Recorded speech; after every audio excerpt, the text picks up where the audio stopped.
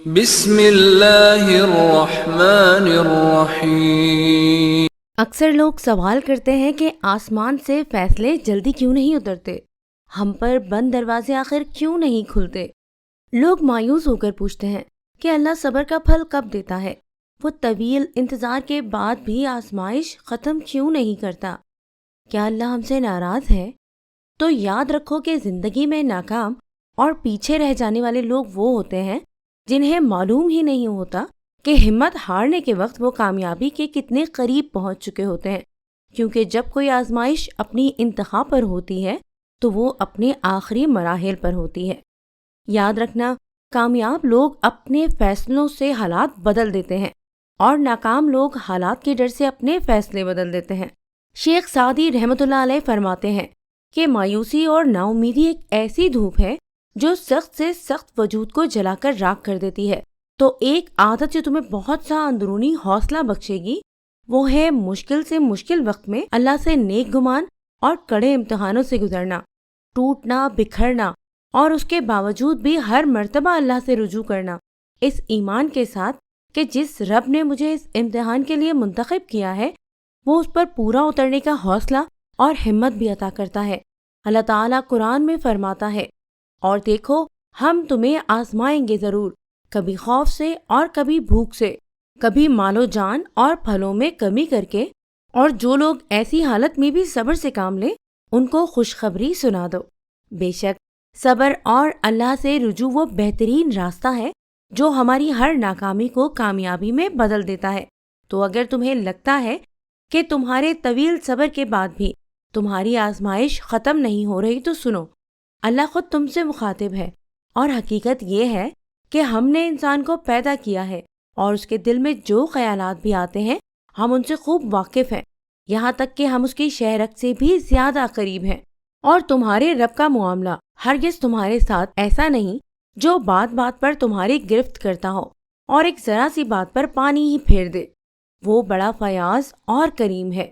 جو بندہ بھی اس کا وفادار ہو وہ اس کی خطاؤں پر چشم پوشی سے کام لیتا ہے، اور جو کچھ بھی خدمت اس سے بند کراتی ہے وہ اس کی بڑی قدر فرماتا ہے۔ جانتے ہو وہ کون سا راستہ ہے جو تمہاری طویل آزمائش کو مختصر کر دیتا ہے اور جس پر چلنے کے نتائج عارضی نہیں بلکہ ابدی اور لازوال ہوتے ہیں؟ تو سنو، مشکلات چاہے کتنی ہی سخت کیوں نہ ہو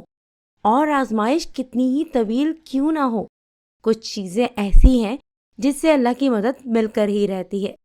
کہ جب تم مستقبل کے تمام خدشات کی فکر سے آزاد ہو کر اپنا معاملہ اس عظیم رب کے آگے رکھ کر مطمئن ہو جاتے ہو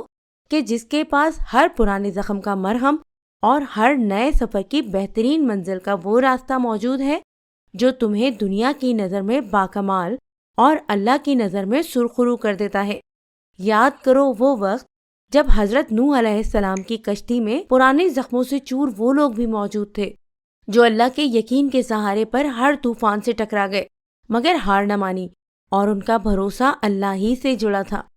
قرآن کہتا ہے نوح علیہ السلام نے کہا، اس کشتی میں بیٹھ جاؤ، اللہ ہی کے نام سے اس کا چلنا اور ٹھہرنا ہے، اور یقیناً میرا پالنے والا بڑی بخشش اور بڑے رحم فرمانے والا ہے۔ یاد رکھو، مستقبل کے خوف اور ماضی کے غم خوش باش انسان کی ہنسی چھین سکتے ہیں۔ ٹوٹے دل اور ٹوٹے رشتے تمہارے ہر اگلے لمحے کو اداس کر دیتے ہیں۔ مستقبل کا خوف تمہیں مشکل آنے سے پہلے ہی مشکل میں ڈال دیتا ہے، اور حادثے سے پہلے ہی حادثے کے اثرات تمہیں آ گھیرتے ہیں۔ لیکن پتہ ہے، تمہارے رب نے کہا ہے کہ جو کوئی تقوی اختیار کر لے، یعنی خود کو بچانے کی کوشش کرے اور اپنے حال پر دھیان دے تو وہ یقیناً کامیابی پائے گا۔ اللہ قرآن میں خود فرماتا ہے، تو جو کوئی تقوی اختیار کر لے گا اور اصلاح کر لے گا ان کے لیے نہ کوئی خوف ہوگا اور نہ وہ کسی غم سے دوچار ہوں گے۔ تم خود کو اس مہربان رب کی بندگی میں دے دو جس کی سلطنت میں اس کے سوا کسی کا زور نہیں چلتا، اور وہی ہے جو اپنی غالب طاقت سے اپنی بندگی بجا لانے والوں کو ہر آزمائش میں سرخرو کر کے ان کی تمام مشکلات کو آسانیوں میں بدل دیتا ہے۔ ایک حدیث میں آتا ہے، نبی کریم صلی اللہ علیہ وآلہ وسلم نے فرمایا کہ اگر تم اللہ پر توکل کرو کہ جیسا اس پر توکل کرنے کا حق ہے تو تمہیں اس طرح سے رزق ملے گا جیسا پرندوں کو ملتا ہے، کہ وہ صبح بھوکے نکلتے ہیں اور شام کو واپس آسودہ لوٹتے ہیں۔ جانتے ہو زندگی میں حزن و ملال کے بادل کب چھٹتے ہیں اور تمہارے دل کی کیفیت باغ و بہار میں کب بدلتی ہے؟ تو سنو، جب تم بڑی سے بڑی مشکل میں صبر کے ساتھ اللہ کو مشکلات پر قادر سمجھ کر اسی سے مدد کی امید لگائے رکھتے ہو، نہ تو تمہارا دل پھسلتا ہو اور نہ ہی تمہاری نگاہ بھٹکتی ہو، بلکہ تم خود کو اس مقام بلند پر رکھتے ہو جو تمہاری بہترین ساخت پر پیدا ہونے کا لازمی تقاضا ہے، تو جان لو کہ یہی وہ خوش قسمت لوگ ہیں جن کو وہ قدر و منزلت حاصل ہوتی ہے جو ان کی تمام مشکلات کے ہر راستے کو آسان اور سہل کر دیتی ہے۔ قرآن کہتا ہے، اے میرے پروردگار، ہم تیری ہی عبادت کرتے ہیں اور تجھ ہی سے مدد مانگتے ہیں، تو ہم کو سیدھے راستے پر چلا، ان لوگوں کے راستے جن پر تو اپنا فضل و کرم کرتا رہا،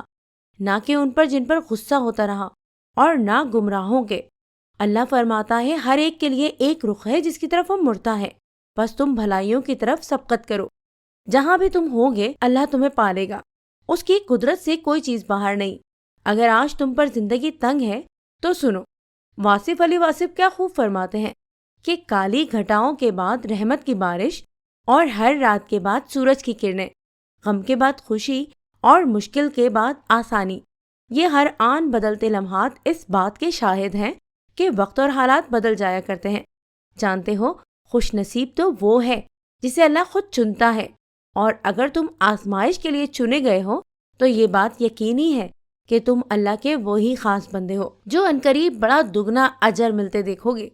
یاد رکھو، زندگی کا کوئی خسارہ ایسا نہیں جس کا ازالہ ممکن نہ ہو۔ قرآن کہتا ہے کہ اللہ اپنی مشیت کے تمام تقاضے خود پورے کرتا ہے۔ تم ہرگز ان چیزوں کا افسوس نہ کیا کرو جو تمہاری کی گئی تدبیر کے مطابق نہ ہو، اور جو آنسو تم اللہ کے لیے بہاتے ہو، تمہارا رب ان آنسوؤں کا بھرم کبھی نہیں توڑتا۔ دلی دعا ہے اللہ تمہیں جلد ایسی خوشی عطا کرے جو تمہاری آنکھوں کو خوشی کے آنسو سے رلا دے،